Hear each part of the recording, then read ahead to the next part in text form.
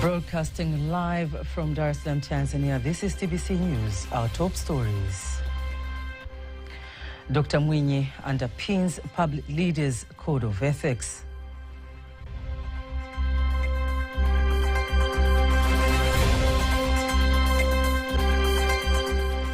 PCCB and Open University of Tanzania team up to tackle corruption.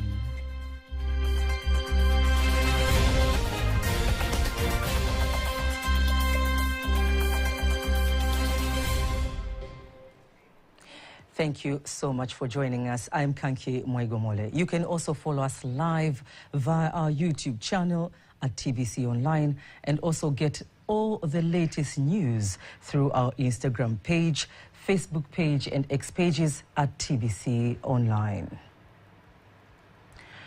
The President of Zanzibar and Chairman of the Revolutionary Council, Dr. Hussein Ali Mwinyi, has directed all government leaders mentioned in the Public Leadership Code of Ethics Act, according to their titles and positions, to ensure that they fill out the assets and debt declaration forms and return them to the Ethics Commission no later than December the 31st this year. He insists that any delay without basic reasons is a moral offense according to the law, and the government will take action. Dr. Mwinyi made the directive during the climax of the celebrations to mark Ethics and Human Rights Day in Urban West Region in Zanzibar. Serikali imejipanga vyema katika kuimarisha maadili, haki za binadamu na misingi ya utawala bora. The government has set out strategies in strengthening morals, human rights, and good governance in the country. Therefore, leaders and citizens, we must cooperate in strengthening good governance for the betterment of all of us. Before winding up my speech, let me take this opportunity to remind all leaders, mentioning the law that pertains to Code of Ethics and public leaders, to make sure they fill out the declaration of asset and liability forms and return them to the Ethics Commission offices not later than 31st December this year. He asserts that the celebrations provides an opportunity to reflect on the best way to strengthen good governance and its foundations, including the rule of law, justice, accountability, transparency, integrity, human rights, and the fight against corruption. Maadhimisho haya ya siku ya maadili na haki za binadamu nchini. Dear citizen, this celebration carried the theme, let us strengthen good governance and human rights by eliminating fraudulence and promoting values for social welfare. On the other hand, the chairman of the Zanzibar Public Leaders Ethics Commission, Asa Rashid, says the principles of good governance upholds the effectiveness of the implementation of the government plans to provide better services, development and social welfare for all citizens. Mwisho ninaomba kuwakumbusha viongozi wenzangu kuwa leo ni tarehe 19 Disemba. I remind fellow leaders, today in the 19th of December 2023, the 31st of December is just around the corner. Our data show that only 922 leaders have submitted their forms back. That is equivalent to 36% of the total number of leaders who were supposed to return back the form. May I kindly ask you, guests of honor, to remind the rest of the leaders to submit the forms before the deadline. He reminds all government leaders to ensure that they fill in and submit the forms to the Commission following the number of the leaders who have adhered to the regulation to be few. The Prevention and Combating of Corruption Bureau in the country, in collaboration with the Open University of Tanzania, have agreed to collaborate in conducting research to explore the new corruption loopholes in public and private institutions to strengthen the fight against the menace in the country. The agreement has been revealed by the Director General of the Bureau, CP Salum Hamdouni, during the signing ceremony of the agreement, which will also involve providing training to academicians and the society in general. The Vice Chancellor of the Open University of Tanzania, Professor Elifas Bisanda, explains how crucial the program is in nurturing young ones and private institutions. Sisi kama taasisi ya kuzuia na kupambana na rushwa As an authority tasked with preventing and combating corruption, we have the responsibility to conduct research to track down the vulnerabilities to corruption in the operational system. Therefore, this role also requires expertise and training. Hence, your assistance will help us build the capacity of our staff to carry out this important research. Often we forget that integrity should start from the grassroots. We needed to instill values in those primary school children, which is why it has been incorporated into the current curricula. We will only address legal matters on the side of adults when mistakes have been made. The agreement will also involve putting in place systems for providing anti-corruption training to the communities, as many people tend to be reluctant to attend the trainings, which are often organized by PCCB. The Tanzania Prison Service in the country has started the improvement of its prisons-based rehabilitation programs, which is a directive from the President of the United Republic of Tanzania, Dr. Samia Suluhu Hassan, who demands prisons services to ensure that rehabilitation programs for criminals are carried out at suitable and acceptable standards. Speaking in Morogoro during the launch of the special sessions to prepare the curricula, the Commissioner General of Prison Services in the country, Mzee Ramadhani Nyamka, says based on the instructions of the President, proper training for prison officers in the correctional services should be the main focus. Here is a report by Remy Yasenti, read by Faithangaga. It is a meeting involving prison officers in the country being conducted in the Morogoro region. The move follows President Dr. Samia Suluhu Hassan's directive to ensure improvements in prison-based rehabilitation programs to prisoners. Mzee Ramadhani Nyamka, who is the Commissioner General of Prison Services in the country, explains the importance of upgrading the programs. We shall have correctional programs which will enable the Tanzanian Prison Service to supervise prisoners, such that after they are done with their sentences and go back to join the community, their changes may be apparent. One sign that will show that they have real change is their ability not to repeat the offenses. And this is the right way for them not to repeat the offenses, such that when they are back to their communities, they will be able to run their daily lives. On the other hand, the acting manager of the upgrade program, Research and Feasibility for the Market from the National Council for Technical and Vocational Education and Training, Dr. Margaret Shawa, commends the prison service for the location, while the training specialist of the service highlights their expectations. The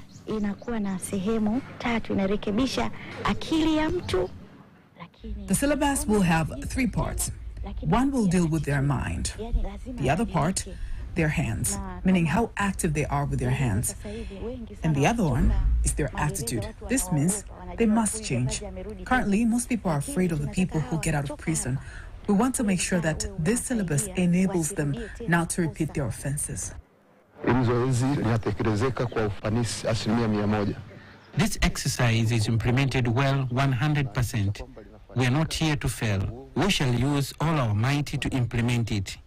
Our goals is to collaborate with experts from the Institute of Social Work, NACTVET and VETA, in ensuring that we prepare high quality and an up-to-date syllabus. The construction of 22 new schools that have been built through the Better Outcome for Older Adults through Safe Transitions Boost Project for Primary Schools and Tanzania Secondary Education Quality Improvement Project SEQUAP for secondary schools in Mtwara region have been completed and are ready to receive students for the year 2024. Here's a report prepared by Martina Ngulumbi, read by Faithangaga. Great efforts are being made by the 6th-term government led by President Dr. Samia Suluhu Hassan to improve primary and secondary schools and the education system in general. The construction has reached 95%. We have managed to build all the classrooms, 4 offices, an administration building, and 27 toilets. We are now at the final stage of completing this project. This project will help to reduce the crowding of students in the classroom. This new school will receive many students. The Mtwara Regional Commissioner, Colonel Ahmed Abbas, is here to inspect the construction of schools in the municipality of Mikindani and the Mtwara District Council. We are on progress to accomplish this project. We believe that by January we will be able to take students to school. The agreement we made in each project will reach completion by 25th of this year. We are very grateful to our president. The presence of these new schools will reduce congestion for students. Kiduma Mageni, who is a teacher by profession, is an education officer in the Mtwara region. We expect to receive a total of 39,758 students on the 8th January 2024, and the enrollment of students is ongoing. Some residents of the Mtwara district thank the government for the construction of the new primary and secondary schools. I would like to thank our government. We are happy to find this school because it will help to reduce the crowding of students in the classroom. We thank President Samia for bringing us this project because it will help students to gain better education. The Mtwara Regional Commissioner, Colonel Ahmed Abbas, continues to inspect the construction of the school buildings to ensure its completion and ready to receive students on January 8th next year. The Committee of Religious Leaders in the country urged the government and other stakeholders to ensure that the Universal Health Insurance Law is supported by friendly rules to enable all citizens, especially those with low income, to be assured of health services without discrimination. Speaking during the meeting that brings together various leaders to discuss the new Universal Health Insurance Law, the chairman of the committee, Bishop of the Mennonite Church, Dr. Nelson Kasare, says the steps taken by the government are exemplary, but other stakeholders should be involved in the formulation of regulations that will govern the law instead of relying on the relevant ministry. Tunahitaji kanuni bora, kanuni zilizojengwa katika msingi wa haki. We need better rules of justice that recognize the human dignity and value so that to create productive society. The representative of the Tanzania Episcopal Conference, TEC, Bishop Titus Mdoe, says that health matters most in human development, so the implementation of the Act must focus on low-income citizens and encourage Tanzanians to join the scheme, while the representative of the Muslim Council of Tanzania, Sheikh Hamis Mataka, also gives his views. We call upon all people who are living in difficult life so that to access health insurance for the betterment of our country. Tunamshukuru Mheshimiwa Rais Mama Samia Suluhu Hassan. We thank the Honorable President Samia Suluhu Hassan for what she has been doing in our country. We believe that we will move towards the implementation of the regulations. Many things will be considered so that we can reach our goals through creation of equal opportunity of Tanzanians to access health insurance. The Deputy Director of the PACT organization that supports the government in health matters, Mariana Balapama, says the committee's legal advisor, Gloria Mafole, says it is imperative that the scheme has assured sources of income and not depend on unreliable means. The price of a 25-kilogram bag of sugar has increased by 8,000 Tanzanian shillings within 3 months, from 67,000 shillings to 75,000 shillings, while the retail price has increased by 600 shillings from 2,800 to 3,400 Tanzanian shillings. Here's a report by Ismail Bugdha, read in the studio by Faithangaga. Sugar is one of the most important ingredients for many people's daily meals. The ingredient is used for making tea, sugar-sweetened beverages, desserts, and sweet snacks like ice cream, pastries, and cookies. Following its high demand, I have decided to move around the streets of Dar es Salaam to hear from its residents. Right now, I'm not making tea because customers don't want to buy tea at a high price. I mean, if sugar is expensive, I won't sell tea. We sell soup, chapati, fish, but not tea. If today a customer is told that the price of sugar has increased and we need to raise the price, the customer won't accept it. They will just leave. Some of the traders whose products depend on sugar say things have changed for them. Initially, we used it to buy a bag of 25 kilograms up to 67,000 shillings, but now it has reached 75,000. If you buy 1 kilogram or 5 kilogram packages, we used it to buy them for 55,000 shillings, but now we buy them for 60,000. The Ministry of Agriculture has already hinted at the beginning of this week that the nation may be short of sugar due to the continuous rains, causing many factories to fail to get raw materials on time. Wild beasts typically inhabit the Serengeti plains of Tanzania, and for most of their lives, they graze in the grassy savanna open woodlands of these plains. The annual migration of wild beasts is recognized as one of the 7 wonders of the natural world. Here is a feature about this magnificent crossing produced by Margaret Geddy and narrated to you by Faithangaga.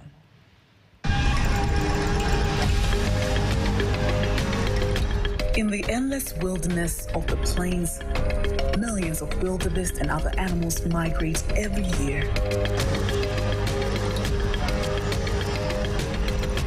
This magnificent event is one of the 7 natural wonders of Africa, as it is the largest animal migration in the world.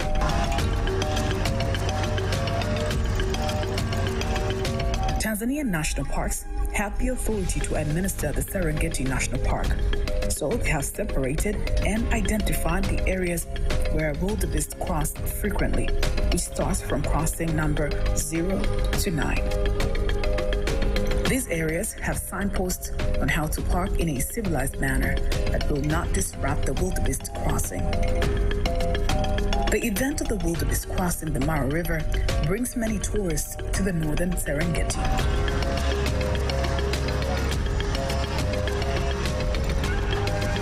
It should be noted that these animals cross from one side of Tanzania to the other side of the river, which is also still on the Tanzanian side.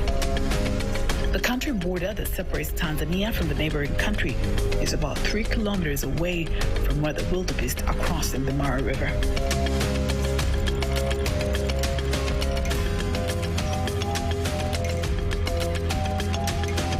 When the wildebeest begin to cross the river, various safari vehicles are already parked in such a way that tourists will witness this wonderful event.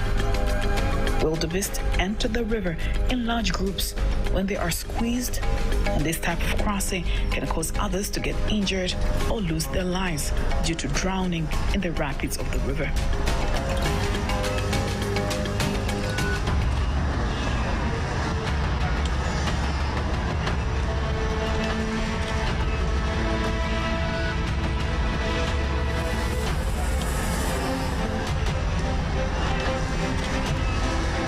Some wildebeest are unlucky, caught by crocodiles, and their lives end here.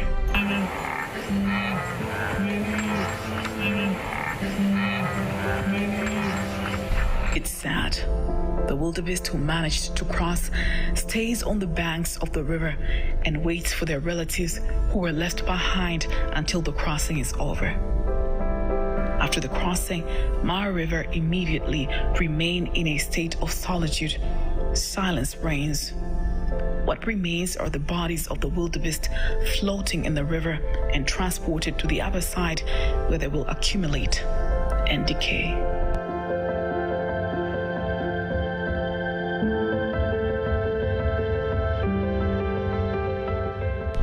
This is the Serengeti, where the journey of life begins and ends here on the vast, endless plains of wilderness.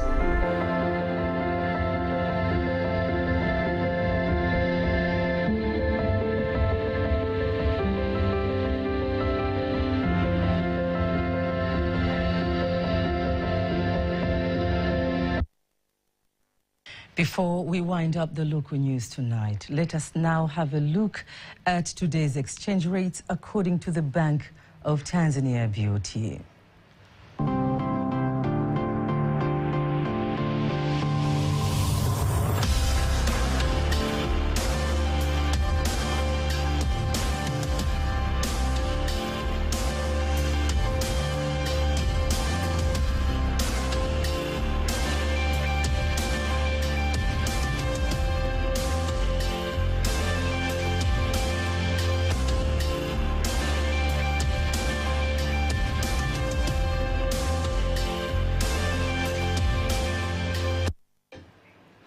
Don't miss TBC News every weekday to know all the latest in exchange rates. Stay tuned for all the latest in the international news.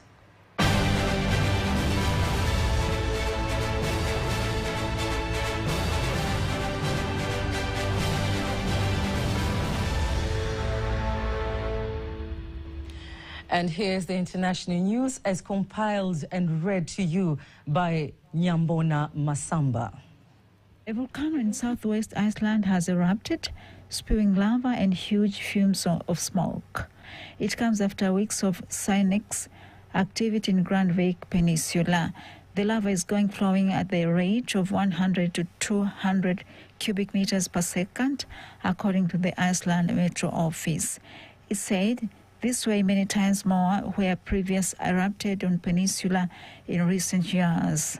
That's kind of mixed feelings, to be honest. So, yeah, let's see how it goes and how long it lasts.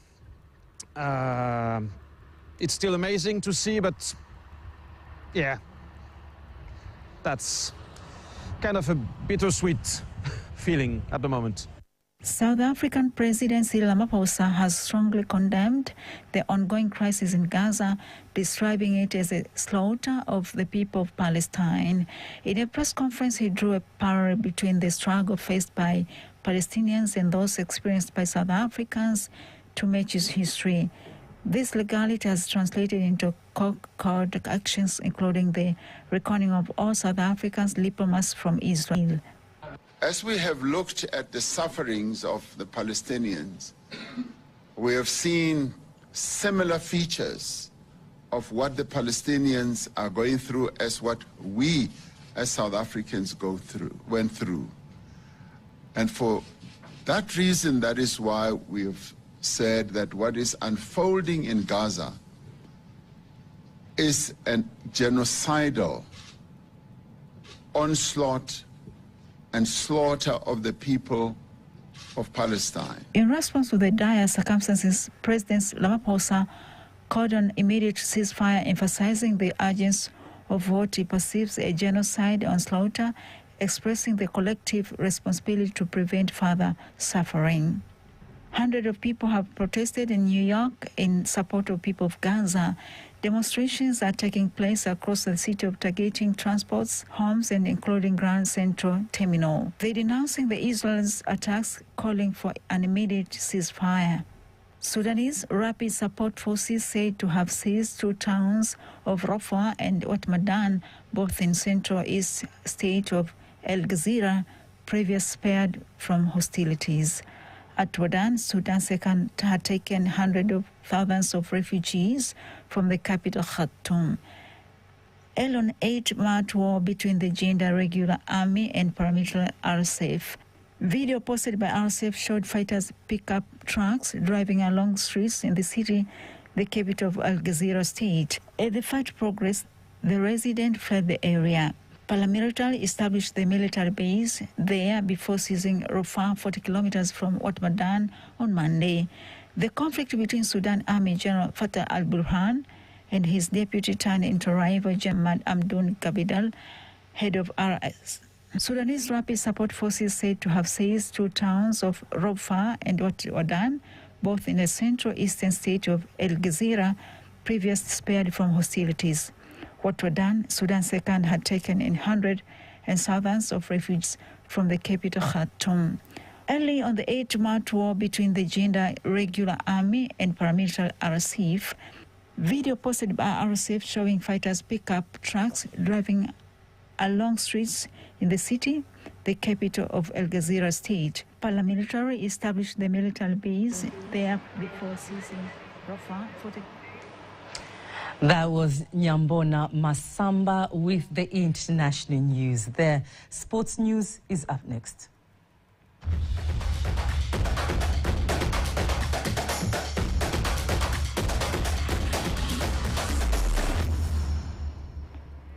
You're still live with TBC, and in sports, Simba winger William Onana has scored 2 goals against Wydad Casablanca in the do-or-die game played at the Benjamin Mkapa Stadium in Dar es Salaam, and gives hopes to his team to qualify for the next stages of CAF Champions League.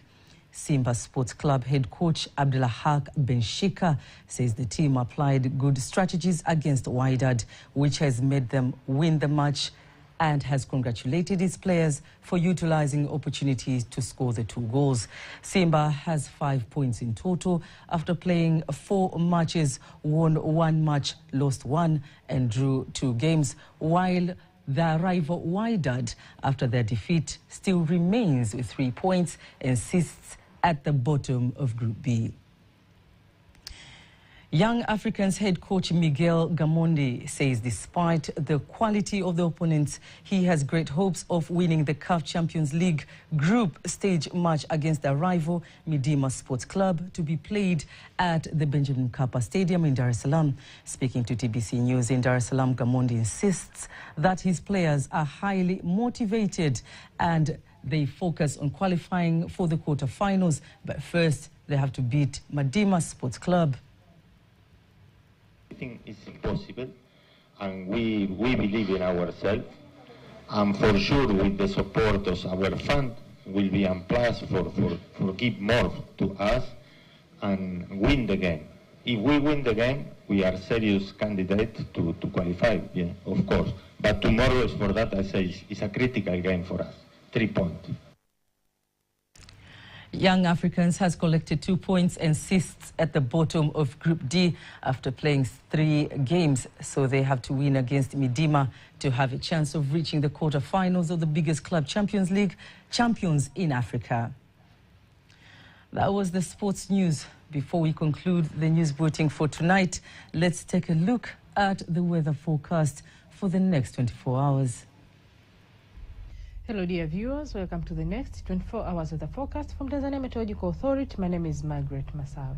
Wind is expected to flow with a speed of 30 kilometers per hour over the entire coast, and the state of the sea is expected to be moderate, and 20 kilometers per hour over Lake Victoria and Lake Nyasa. Rainfall signals are still seen in many areas of the country, especially over Lake Victoria Basin.